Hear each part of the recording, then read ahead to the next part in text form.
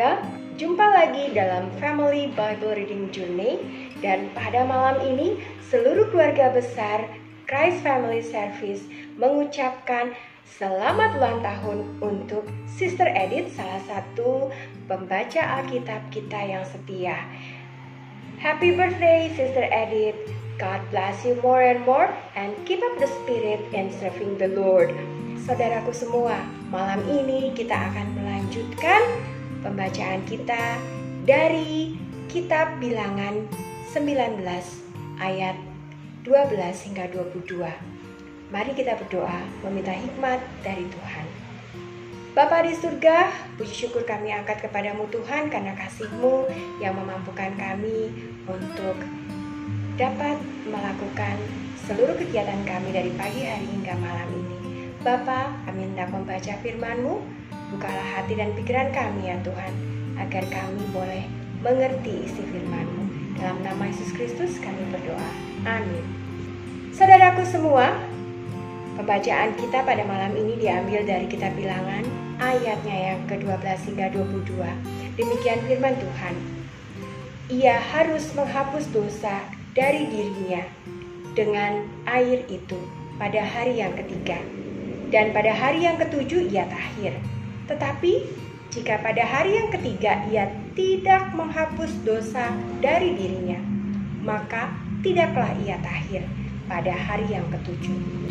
Setiap orang yang kena kepada mayat, yaitu tubuh manusia yang telah mati, dan tidak menghapus dosa dari dirinya, ia menajiskan kemah suci Tuhan. Dan orang itu haruslah dilenyapkan dari Israel. Karena air pentahiran tidak disiramkan kepadanya, maka ia najis. Kenajisannya masih melekat padanya. Inilah hukumnya apabila seseorang mati dalam suatu kemah. Setiap orang yang masuk ke dalam kemah itu dan segala yang ada di dalam kemah itu najis 7 hari lamanya. Setiap bejana yang terbuka yang tidak ada kain penutup terikat di atasnya adalah najis. Juga setiap orang yang di padang yang kena kepada seorang yang mati terbunuh oleh pedang, atau kepada mayat, atau kepada tulang-tulang seorang manusia, atau kepada kubur, orang itu najis 7 hari lamanya. Bagi orang yang najis, haruslah diambil sedikit abu dari korban penghapus dosa yang dibakar habis. Lalu di dalam bejana abu itu dibubuhi air mengalir. Kemudian seorang yang tahir haruslah mengambil hisop, mencelupkannya ke dalam air itu, dan memercikkannya ke atas kemah, dan ke atas segala bejana, dan ke atas orang-orang yang ada di sana, dan ke atas orang yang telah kena kepada tulang-tulang, atau kepada orang yang mati terbunuh, atau kepada mayat, atau kepada kubur itu. Orang yang tahir itu haruslah memercik kepada orang yang najis itu pada hari yang ketiga dan pada hari yang ketujuh.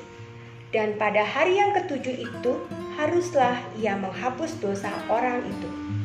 Dan orang yang najis itu haruslah mencuci pakaiannya dan membasuh badannya dengan air.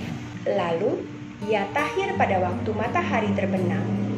Tetapi orang yang telah najis dan tidak menghapus dosa dari dirinya, orang itu harus dilenyapkan dari tengah-tengah jemaat itu. Karena ia telah menajiskan tempat kudus Tuhan. Air pentahiran tidak ada disiramkan kepadanya, jadi ia tetap najis. Itulah yang harus menjadi ketetapan bagi mereka untuk selama-lamanya.